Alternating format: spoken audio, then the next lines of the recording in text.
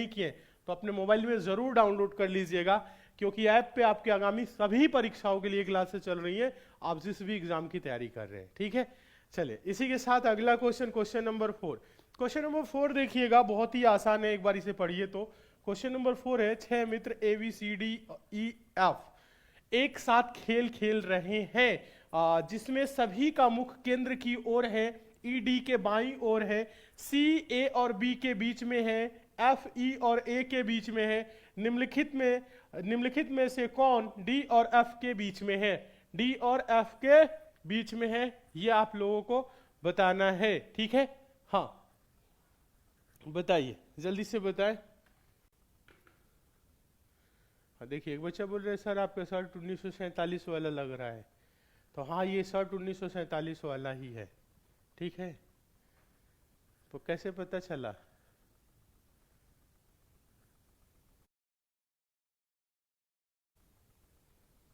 देख लिए थे क्या 1947 में? हाँ? चलो बताइए इसका आंसर क्या होगा इस क्वेश्चन का, बताइए एक बार जल्दी से कमेंट करिए।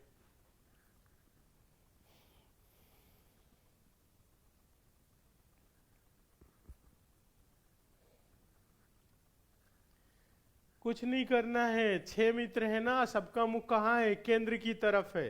देखिएगा 6 मित्र हैं, सबका मुख कहाँ है? केंद्र की तरफ है। देखिए 6 मित्र हैं और सबका मुख केंद्र की ओर है, तो एक व्यक्ति, एक मित्र को यहाँ बैठा देंगे, दूसरा यहाँ हो जाएगा। ठीक है, तीसरा यहाँ हो गया, चौथा यहाँ हो गया, पांचवा यहाँ हो गया, छठा यहाँ हो गया, बराबर दूरी पे बैठा दिए। ठीक है, ऐसे करके क्या कर लीजिए, इनको बराबर दूरी पे बैठा लीजिए, सबका मुख केंद्र की तरफ हो गया। अब देखिएगा, अब यहां बोल रहे ना एक साथ खेल खेल रहे हैं जिसमें सभी का मुख केंद्र की ओर है।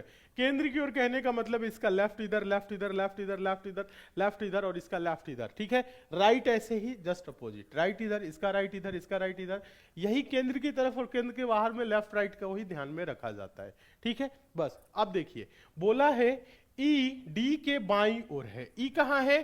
डी के बाईं ओर। डी को अगर यहां बैठा दे तो डी का बायां किधर होगा?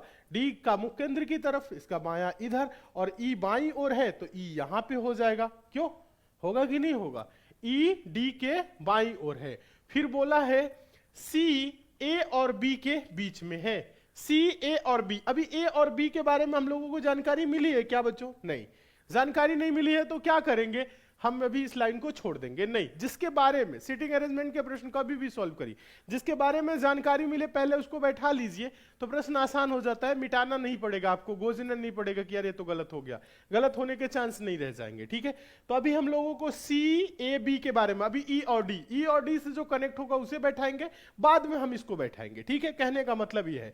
चलिए, तो सी ए और बी के बीच में अभी इस लाइन को छोड़ेंगे। फिर बोला है एफ ई और ए के बीच में है।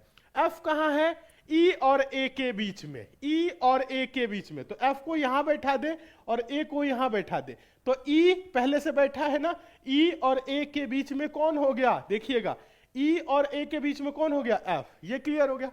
अब जिस लाइन को छोड़े थे उसे देखिएगा, ये था सी ए और बी के बीच में है। सी कहां है? ए और बी के बीच में, तो सी ए और बी के बीच में हो गया। देखिए वही तो लिखा था, सी ए और बी के बीच में, तो ये सी ए यहां पे था, बी को यहां बैठाएंगे तभी बीच में होगा, तो यहां पे हो गया।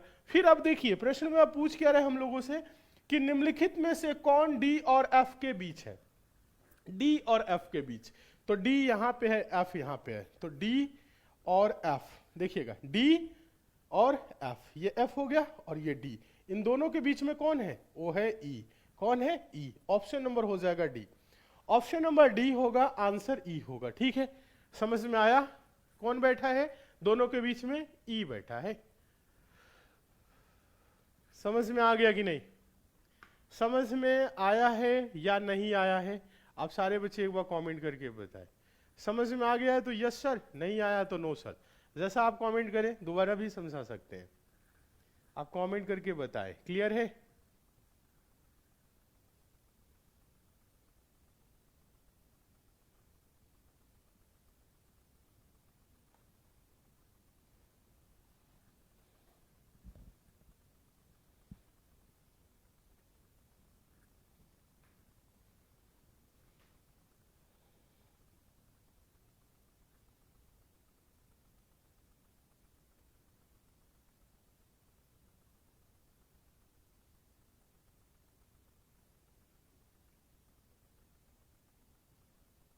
सर मैं ये वीडियो पाकिस्तान से देख रहा हूँ। बहुत अच्छी बात है, पढ़ाई पे ध्यान दो और अपने अभी जो अब्बू और अम्मी है ना उन्हें भी बताओ, और उनके जो दोस्त हैं वो भी पढ़ाई पे ध्यान दे, पढ़ लिख के अच्छा काम करे, शांति वाला काम करे, अशांति जो फैलाए रहे हैं, ठीक है। तो उनको बता दो पाकिस्तान से देख रहे हो तो। हाँ चलिए, लोगों को बताओ पढ़ाई पे ध्यान दे। रोज आता है पाकिस्तान से मैं देख रहा हूँ, पाकिस्तान से देख रहा हूँ, तो पढ़ाई पे बोलो ध्यान दे सब लोग। दंगा फसाद मचाए रखते हैं वहाँ पे, शांति बहाल करे, पढ़ लिख के अच्छे इंसान बने। उन लोगों को बोलो पढ़ाई लिखाई पे ध्यान दे, पढ़े लिखे अच्छे इंसान बने। चले आगे, चले नेक्स्ट क्वेश्चन की तरफ। Question number 5। क्वेश्चन नंबर 5 देखिएगा, काफी इंपॉर्टेंट है। उस विकल्प का चयन करें जो दिए गए चित्र में त्रिकोण की संख्या का प्रतिनिधित्व करता है। मतलब इसमें कितने त्रिभुज है ये बताना है, ठीक है। हाँ, इसमें कितने त्रिभुज है ये बताना है, तो जल्दी से बताएं क्या होगा। ये जो फिगर आपके सामने दिख रहा है इसमें त्रिभुजों की संख्या कितनी है। त्रिभुज किसे कहते हैं? तीन भुजाओं से जो घिरी हुई आकृति होगी त्रिभुज।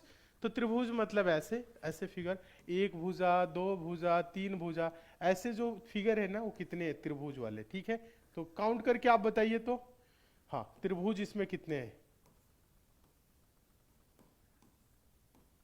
त्रिभुज की संख्या कितनी है बताइए।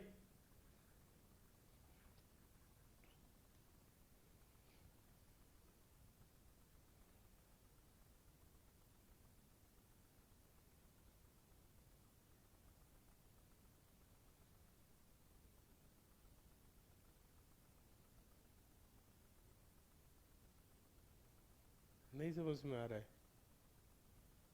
16 होगा, 14 होगा, 18 होगा, 14, 17 भी है, 17 भी बोल दो। अच्छा बोल रहे हैं 17। अच्छा, त्रिभुज गिनने से संबंधित प्रश्न हम आप लोगों को कराए हैं बहुत बार, ठीक है।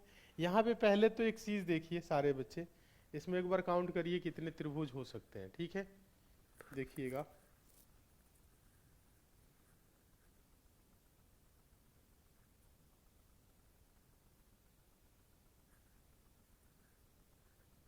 काउंट कर रहे हैं, नहीं हो पा रहा है।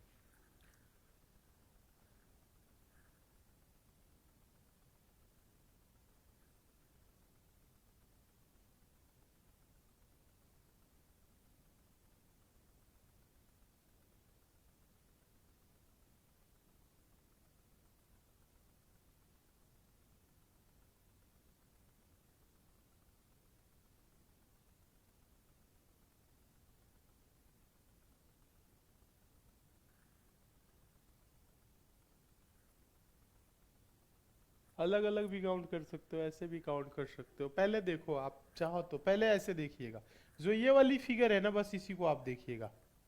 ये जो फिगर है ना, जैसे प्लस बना हुआ है,